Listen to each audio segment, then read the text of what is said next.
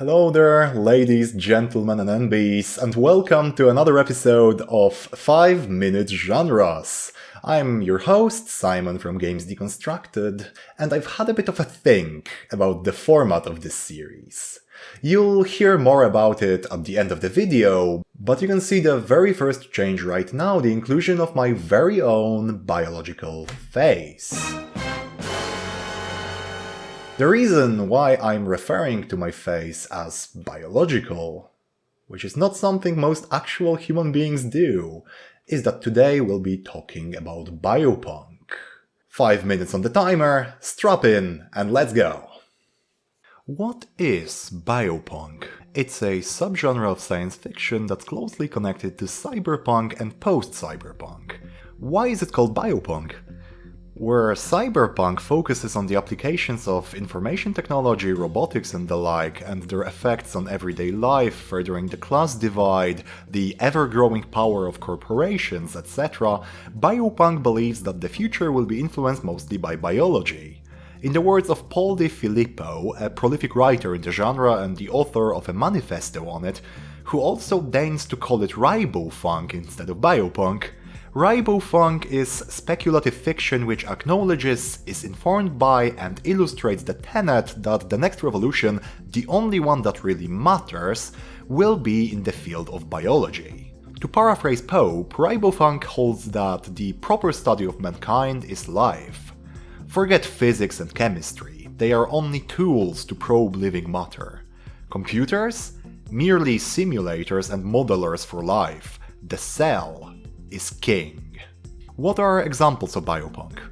To present a selection of different media, you've got books like the aforementioned Ribofunk, which hides under its quirky genre name a collection of short stories.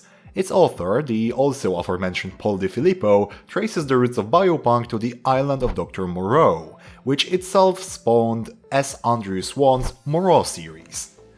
Anime and manga like Akira, Bao, Genocyber, and Neon Genesis Evangelion to an extent.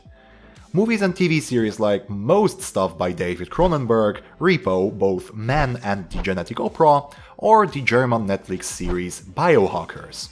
And games like Parasite Eve, Resident Evil, although your mileage may vary depending on which installment we're talking about, and the aptly named Bioshock. What's the biopunk aesthetic?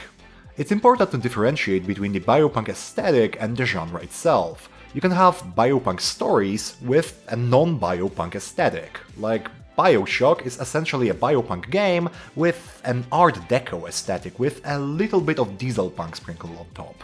It's a biopunk game, but it doesn't share the biopunk aesthetic, and in terms of the biopunk aesthetic you could essentially go in one of two directions. The first option, which I like to call the fleshy variant, is the inclusion of biological matter or references to it in unexpected, unnerving or even disgusting ways. Walls of flesh, appendages in the most inopportune places, exaggerated elements pertaining to being alive like veins, eyes or internal organs, stuff appearing wet with blood or other unspecified but undoubtedly organic fluids.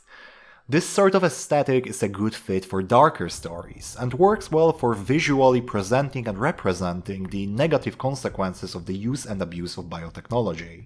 Cause it's kind of icky, so it meshes well with exploring the negative effects of biotechnological progress. On the other hand, you could have a sleeker, more sanitized aesthetic, let's call it lab chic. Bordering on post-cyberpunk a little bit, it involves elements both futuristic and related to actual biology and biotechnology, which doesn't really deal with fast-growing piles of errant meat as often as the fleshy variant would like you to believe.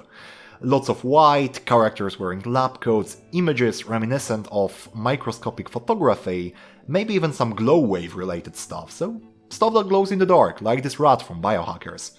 In contrast to the fleshy variant, this one evokes more positive connotations, but it might also seem a bit sanitized and unfeeling, depending on the particulars. What kind of issues do biopunk stories raise? Much like cyberpunk, and it could be even argued that biopunk goes even further in that respect, sustainability is a popular one. A popular social issue explored by biopunk is the stratification of society along a biological or genetic axis.